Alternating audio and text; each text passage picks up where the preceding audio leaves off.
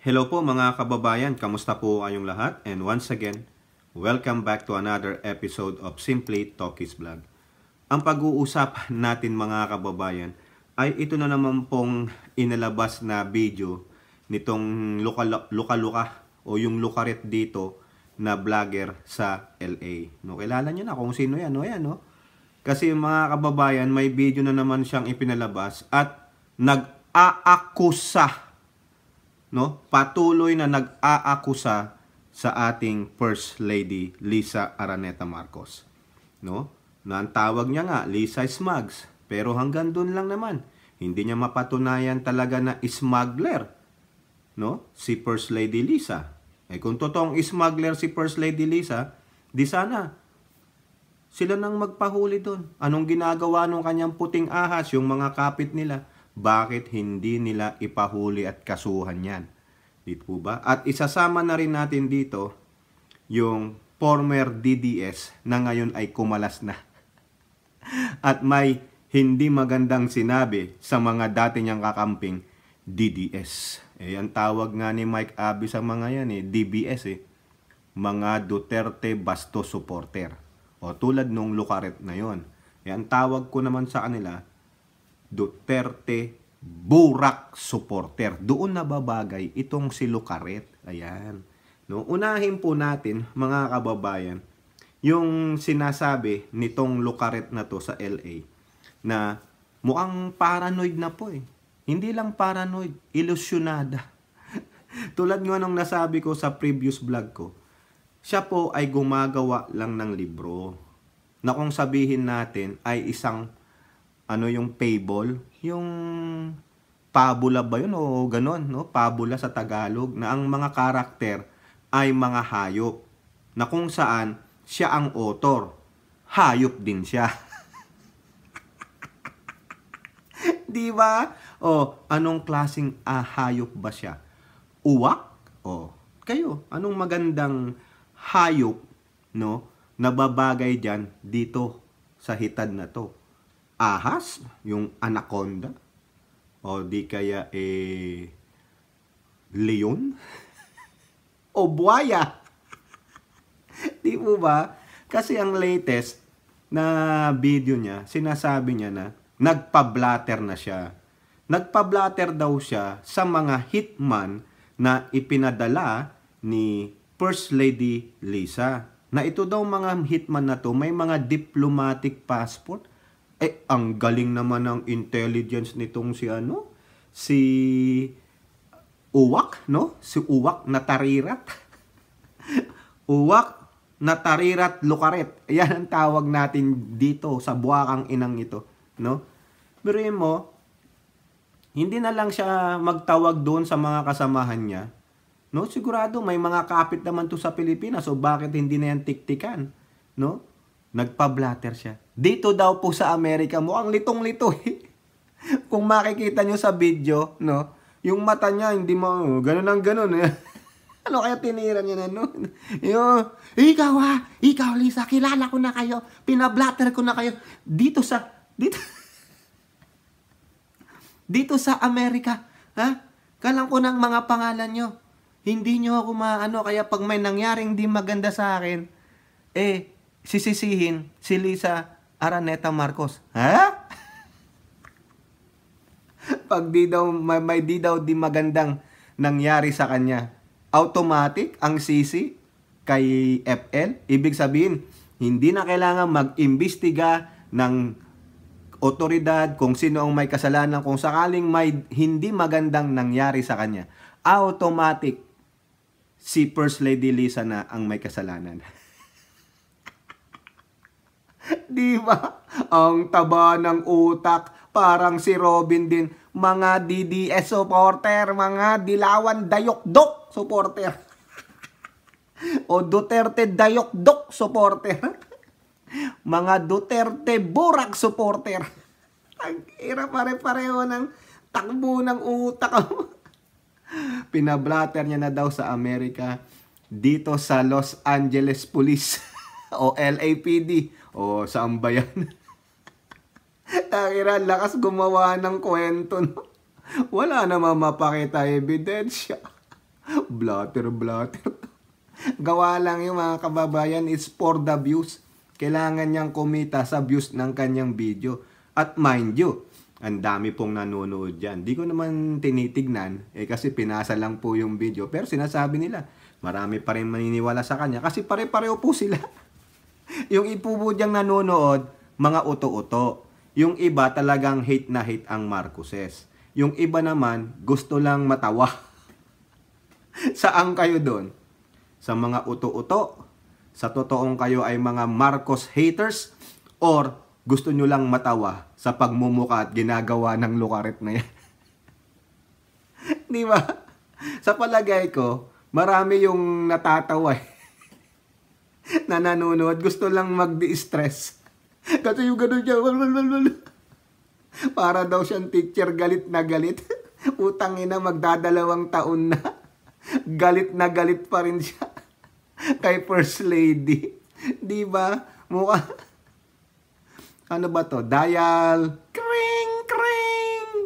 Is this the Mandaluyong Mental Health Center? Hindi naman taga Mandaluyong yan, di ba? Diyan sa Libertad. Utang ina. Oy, kayo dyan sa mental hospital sa Manda, baka meron kayong nawawalang pasyente. Nakalipad pa ng LA. Tangina. Automatic ang mga kababayan, galit na galit Bakit ka naman ipapapatay ni Ninang Lisa? Sino ka ba? Hindi ka pag-aaksayahan ng bala o whatever anong gagamitin sa'yo. Pang tegi, hoy, Boljak TV, magising ka sa katotohanan. Baka ikaw ay nasa La La Land. Baka to mga kababayan, nanood nung I'm a Barbie girl.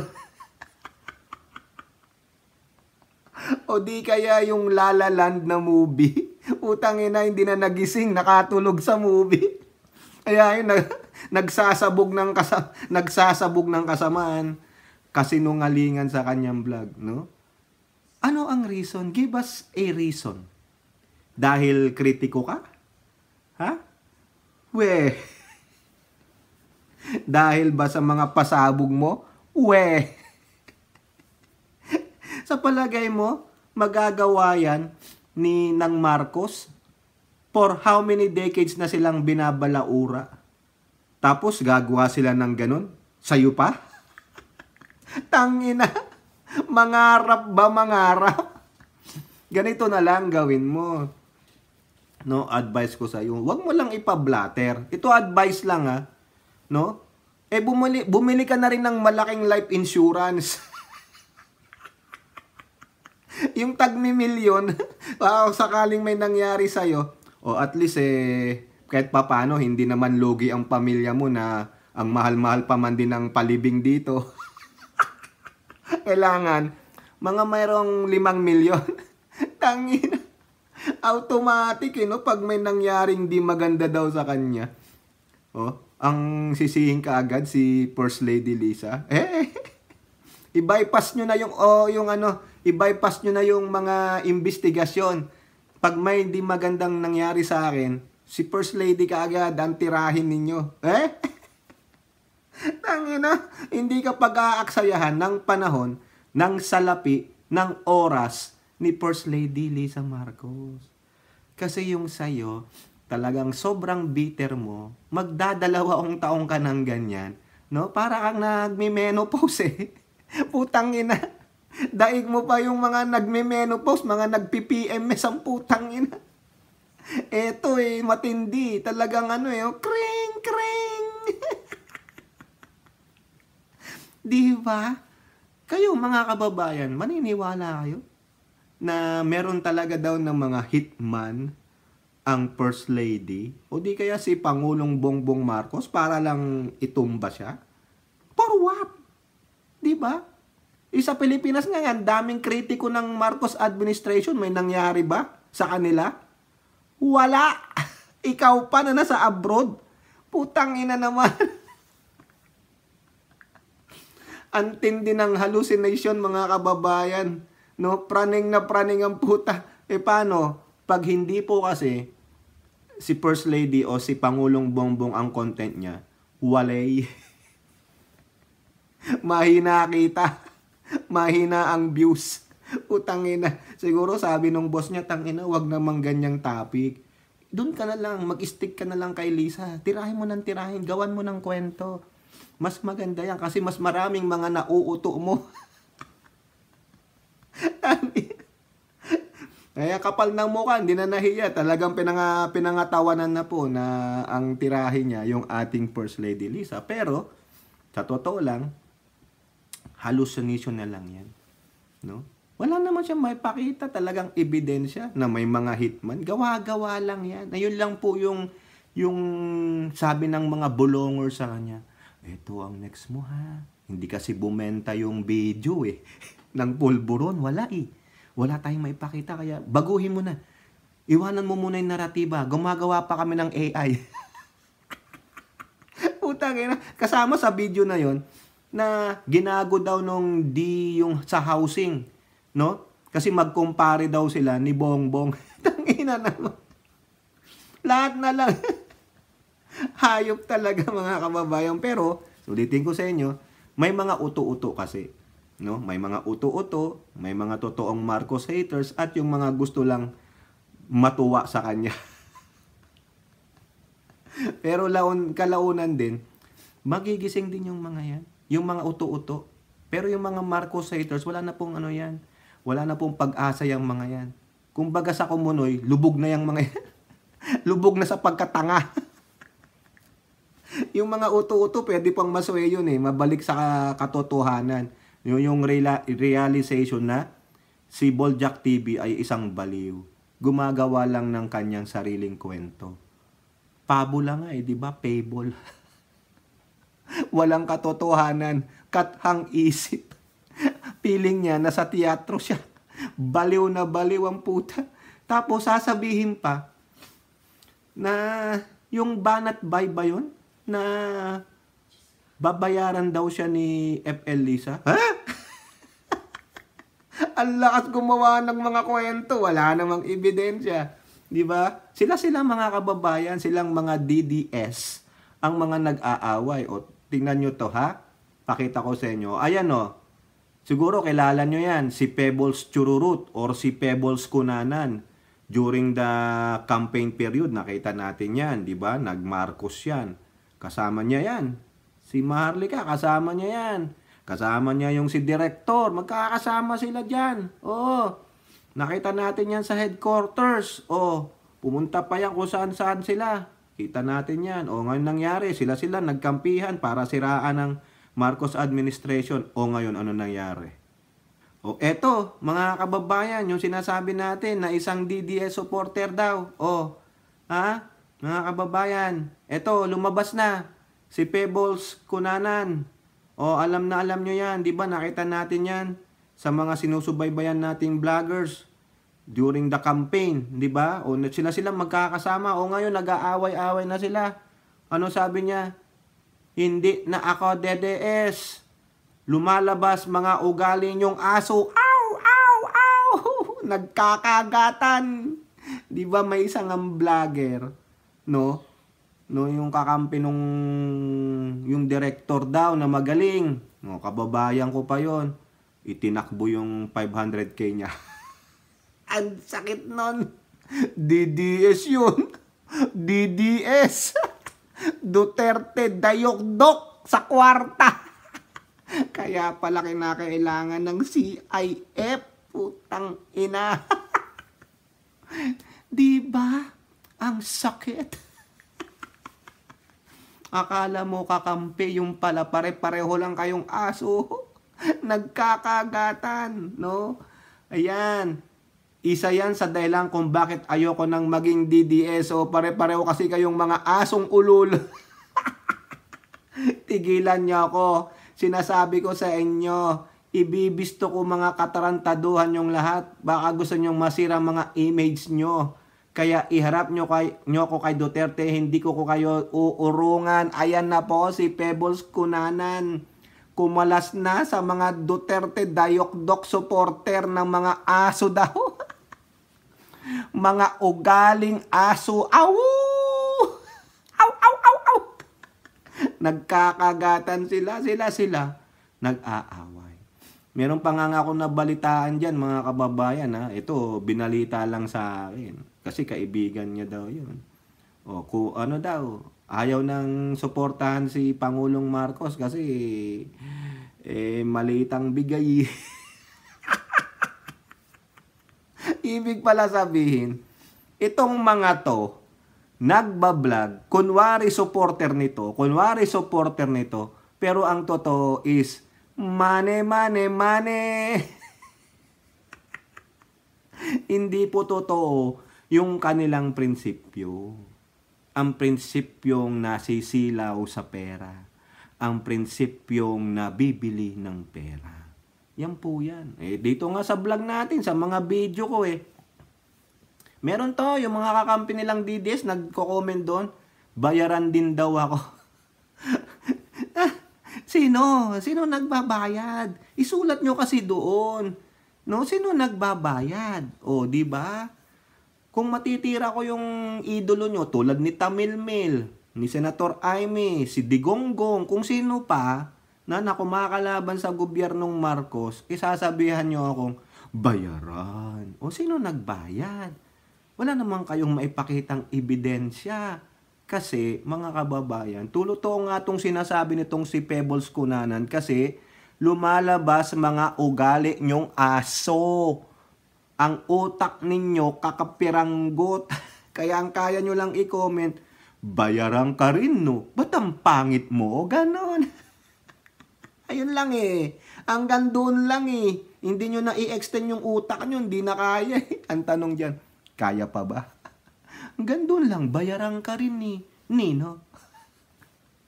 Asa ng ebidensya? Pare-pareho po sila.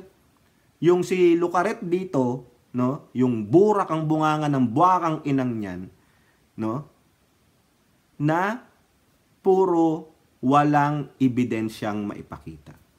Nag-a-accuse sila na bayaran daw ako. Nasaan ang ebidensya? Ha? Nakakita na ba kayo may nagpasok ng pera sa bank account ko? Good luck! Diba? Baka yung mga amo nyo ang nagbabayad sa mga katulad nyong mga ugaling aso. Hindi nga lang sana ugaling aso ugaling mga buwaya Mali ka naman, Pebbles Dapat ugaling buwaya. Kasi sila nagsasakmalan dahil lang sa maliit na salapi. Feeling nila, naka-jackpot na sila sa loto. Ngayon, paano na? Walang CIF si Tamilmil. Ay, oo. Nandiyan pa pala ang China. Tag-ira. Di ba ang sakit, mga dayok-dok, Duterte supporter? Mga Duterte burak supporter? O ano na? Wala naman kayong mai-comment sa video naming mga pro-admin. No? Kundi ang comment lang ay bayaran. O nasaan ang bayad? Baka sabihin nyo, ito binigay ni FL Lisa. Utot ninyo. Hindi nga ako kilala ni Madam Lisa Sana kung magbabayad ma'am si Madam Lisa kay... Sino yun? Yung Banat Bay? No? Sino ba yung Banat Bay na yan? Ano ba yan? Kupal ba yan?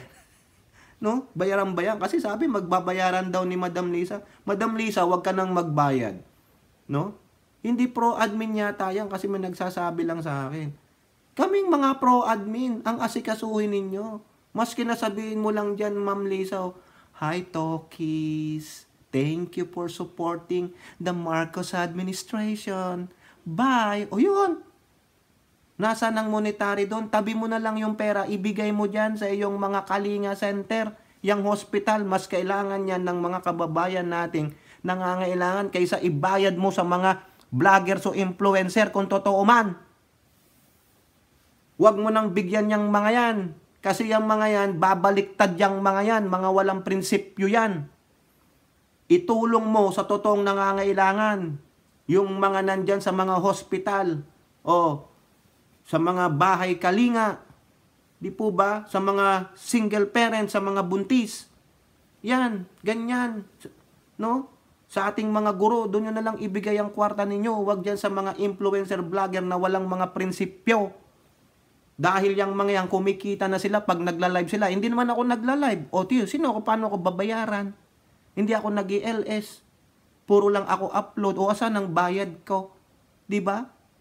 Hindi nga ako kilala ni Bongbong eh. O ni Sandro, matagal ko na silang inaano na, "Hoy, kamusta naman si Tokis?" "Hi, Tokis." Wala. 'Di ba? Oh, pero pro-admin ako. Kasi gusto ko pa rin makita na itong gobyernong ito ay patuloy na magtrabaho para sa tao. Hindi masamang maging kritiko, pero if there is a good criticism, tanggapin natin. Pero pag ang criticism na tulad ng ginagawa ng mga lukaret, no, si Luka-Luka at yung mga minions nila at yung mga walang prinsipyong vlogger influencer, batikusin natin, tirahin natin. Di po ba? Itong mga to walang prinsipyo eh. So tama to yung sinasabi ni Pebbles eh. Mga ugaling aso kayo. Dagdagan natin.